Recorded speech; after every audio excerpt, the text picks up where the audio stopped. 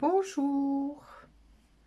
Aujourd'hui, nous allons découvrir un nouveau point de bordure, mais celui-là est vraiment adapté aux couvertures, aux plaids, etc. Donc, on commence dans un coin et on installe donc la laine de bordure. Donc, moi, j'ai pris du rouge pour que vous voyez bien. Donc, je vais recommencer parce que je vais parler en même temps. Donc, je mets ma petite boucle dans le coin. Je fais une maille coulée et comme ça elle est fixée. Et je vais faire une, deux, trois mailles en l'air représentant la tige. Et puis on va faire une maille en l'air dans laquelle on va piquer chaque fois. Donc ça sera la quatrième maille en l'air. Et puis pour faire le petit rond de la pétale, je vais faire une, deux, trois, 4 mailles en l'air. Et je vais piquer donc dans la quatrième maille en l'air ici en partant du bas. 1, 2, 3, 4. Ou en partant du crochet, c'est la cinquième. 1, 2, 3, 4, 5. Donc je pique dans cette maille en l'air et je fais une maille coulée. Maintenant, je vais faire 5 mailles en l'air. 1, 2, 3, 4, 5. Donc je vais repiquer dans cette même maille en l'air, donc la quatrième en partant d'en bas, et je vais faire une maille coulée. Je vais refaire 5 mailles en l'air. 1, 2, 3, 4, 5. Et je vais piquer toujours dans cette maille en l'air, en faisant une maille coulée pour fermer. Je fais maintenant 4 mailles en l'air. 1, 2, 3, 4. Et je vais piquer dans la maille en l'air, toujours la quatrième en partant de la maille serrée. Ensuite, on revient dans ces trois mailles en l'air en faisant 3 mailles coulées. Donc une maille coulée, 2 mailles coulées, 3 mailles coulées. Et maintenant, on va pas piquer dans la première ici du coin, on va piquer dans la deuxième bride, donc celle du milieu. Et on va refaire une maille serrée. Dans la dernière de 3, on va faire une maille serrée. Dans la première, on va faire une maille serrée, 3 mailles en l'air, une maille dans laquelle nous allons piquer et encore 4 mailles en l'air, 2, 3, 4. On pique donc dans la quatrième en partant de la maille serrée et on fait une maille coulée. 5 mailles en l'air maintenant. 1, 2, 3, 4, 5. Une maille coulée dans la maille en l'air dans laquelle on a déjà fait une maille coulée précédemment. On refait 5 mailles en l'air. 3, 4, 5. Toujours dans cette même maille en l'air ici. Donc je montre bien que c'est toujours dans la même que je pique. Hein. Et je refais une maille coulée. Et pour la quatrième pétale, je vais faire 4 mailles en l'air et de nouveau une maille coulée dans cette maille en l'air. Ensuite, je vais faire 3 mailles coulées, donc une dans chaque maille en l'air. 1, 2, 3. Et maintenant, je vais faire une maille serrée et une deuxième maille serrée. Et dans la troisième maille serrée, je vais refaire une fleur. Donc, on va compter les 3 mailles en l'air pour la tige, la maille qu'on utilise pour faire chaque boucle, plus les 4 mailles qui vont servir de première boucle ici. Donc, nous allons monter 8 mailles en l'air.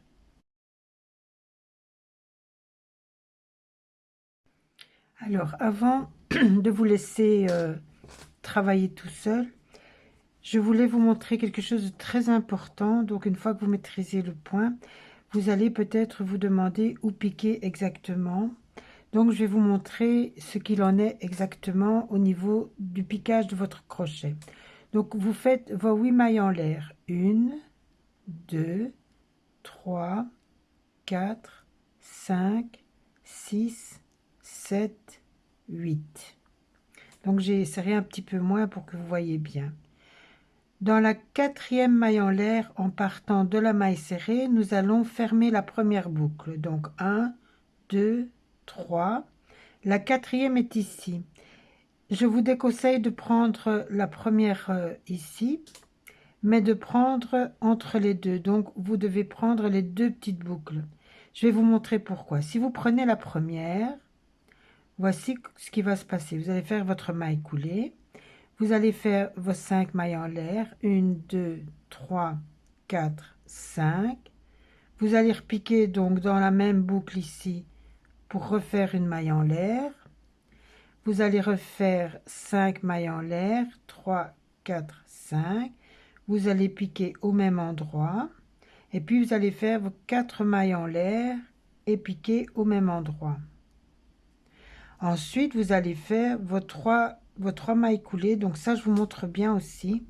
Par contre, ici, vous allez vraiment prendre la première et pas au milieu. Comme ça, vous glissez vraiment bien le long des mailles en l'air. Voilà. Et puis, vous allez faire votre maille serrée. Seulement, voilà. En ayant pris la boucle toute seule, vous allez avoir cette espèce de vide ici. Si c'est l'objectif recherché, vous faites comme ça. Si vous voulez faire comme moi, que ce soit beaucoup plus fermé, vous devrez prendre la maille en l'air, mais dans son cœur.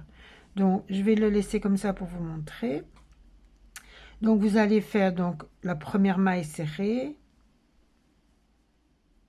Ah, j'ai un petit décalage en fait. Bon, je vais laisser comme ça pour vous montrer. Je déferai après. Donc, vous allez faire vos 2 mailles serrées.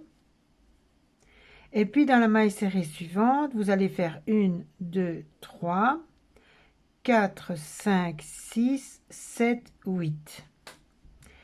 1, 2, 3. Dans la 4e, vous n'allez pas prendre un seul brin, mais les 2 brins. Et vous allez faire votre maille coulée. Et ça va rester beaucoup plus serré. 1, 2, 3, 4, 5. Vous piquez. Vous voyez, ça reste beaucoup plus fermé. 1, 2, 3, 4, 5. 1, 2, 3, 4. Ensuite, vous faites, vous voyez, on voit bien les petites bosses comme ça des mailles en l'air. Donc, vous faites la première, la deuxième, la troisième, et vous faites votre maille serrée ensuite. Alors, qu'est-ce qui se passe? Ici, nous avons un grand vide, et ici, nous avons un petit vide, voyez? Parce qu'en fait, quand on crochette, on a tendance à tirer un petit peu. Donc, comme on tire sur 2 brins, si vous voulez, le brin tout seul, il reste derrière. Tandis que si vous tirez sur un seul brin, ben, les 2 brins derrière vont se resserrer pour tirer sur... voilà. Maintenant, c'est pas mauvais en soi de le faire comme ça, hein, mais vous aurez un arrondi beaucoup plus grand à l'intérieur. Voilà. Donc moi, je vais devoir décrocheter jusque-là parce que j'ai pas bien fait ça. Mais comme ça, vous voyez que c'est très important la façon dont vous piquez votre crochet. Et donc, quand vous faites la maille serrée pour redescendre, la maille coulée, pardon, ça vous donne une petite tige comme ceci. Voilà. C'est vraiment des mailles coulées. Voilà. Donc, 1, 2, 3, 4, 5, 6, 7, 8. Et on va piquer dans la 5e maille en l'air en partant du crochet. 1, 2, 3, 4, 5. Et dans cette maille-là, on va faire une maille coulée. Maintenant, on va faire 5 mailles en l'air. Donc, en fait, les deux du centre sont un petit peu plus grandes. D'une maille en l'air. Donc, 1, 2, 3, 4 et 5. On pique dans la maille en l'air qui va nous servir de base. On fait une maille coulée. On refait 5 mailles en l'air. On pique toujours dans cette même maille en l'air. Et on refait 4 mailles en l'air. Et enfin, on fait la dernière maille coulée. Dans la maille en l'air suivante, donc dans la troisième en partant de la maille serrée, donc 1, 2, 3. Donc nous avons travaillé dans cette maille en l'air-ci. Maintenant, nous allons faire une maille coulée dans la maille en l'air suivante, une maille coulée dans la maille en l'air suivante et une troisième maille coulée dans la troisième maille en l'air. On a donc la maille serrée ici et on est revenu sur le point de départ. Et bien maintenant, on fait une maille serrée et une deuxième maille serrée. Donc, entre chaque fleur ou entre chaque petit arbre, c'est comme vous voyez, vous faites 2 mailles serrées. Et quand vous faites la troisième maille serrée, vous faites ce petit motif. Donc, je reprends. J'ai fait mes 2 mailles serrées. Avec la troisième maille serrée, je vais faire donc 8 mailles en l'air. 1, 2, 3, 4, 5, 6, 7, 8. Je vais piquer, donc je vais faire ma maille coulée dans la cinquième maille en partant du crochet. 1, 2, 3, 4, 5. Et je fais une maille coulée. Je fais 5 mailles en l'air. 2, 3, 4, 5. Une maille coulée au même endroit que la maille coulée précédente. 1, 2, 3, 4, 5. Une maille coulée dans la maille coulée précédente, au même endroit que la maille coulée précédente. 1, 2, 3, 4 et une maille coulée toujours dans cette même maille en l'air. Dans la maille en l'air suivante, on fait une maille coulée, une deuxième maille coulée dans la maille en l'air suivante et dans la troisième maille en l'air, une dernière maille coulée. Ensuite, on refait 2 mailles serrées. Voilà. Et donc, je vous retrouve ici au moment où on va bientôt tourner. À tout de suite. Voilà, j'arrive à la fin de ce premier côté. Donc, en fait, c'est mes 2 mailles serrées. Donc, je pique je fais ma troisième maille serrée. 1, 2, 3, 4, 5, 6, 7, 8. 1, 2, 3, je pique dans la quatrième. 1, 2, 3, 4, 5. 1, 2, 3, 4, 5. 1, 2, 3, 4.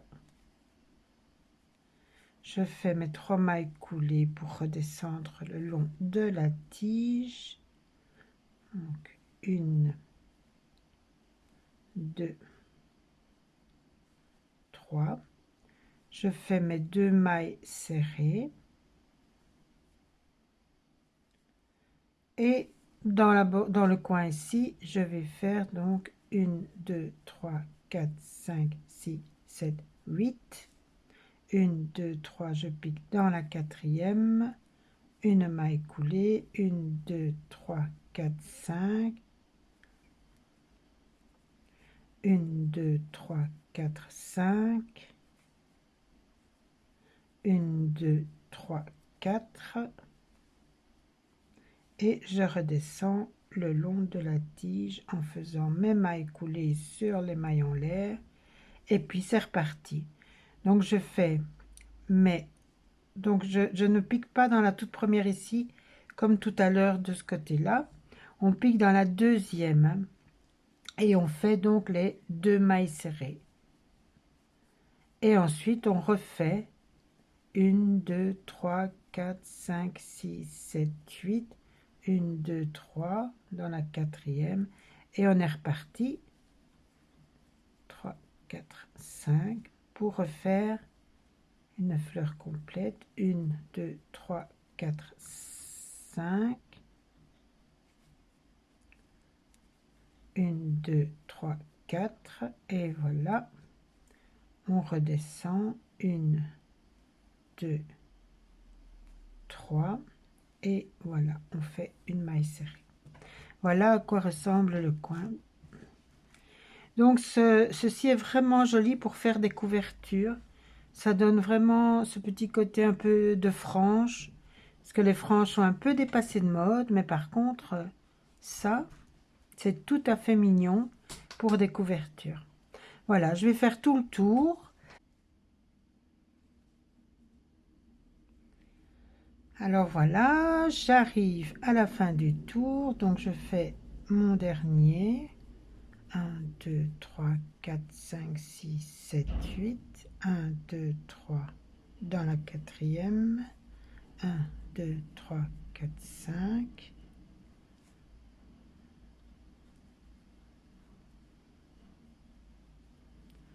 Un, 2, 3, 4, 5.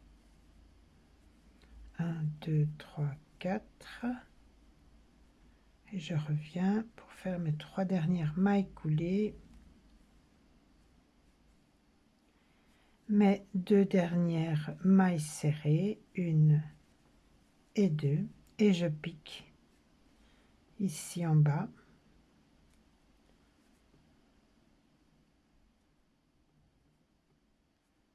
Pour fermer mon tour. Voilà, mes 2 mailles en l'air. Je coupe et je descends mes 2 mailles en l'air. Voilà. Donc une fois qu'il sera bloqué, donc bloqué ça veut dire on le mouille un petit peu et on le bloque, hein. Ou alors on utilise de la vapeur, ou bien on ne fait rien, on laisse comme ça aussi. Donc ça c'est un très joli motif pour faire un contour de bordure, ou même pour faire un bas de poncho. C'est magnifique en bas de poncho. Voilà, je trouve que ça a une très belle allure. Voilà, je vous laisse donc à vos réalisations, à vos finitions, et je vous retrouve dans un prochain point de bordure. À bientôt, bye!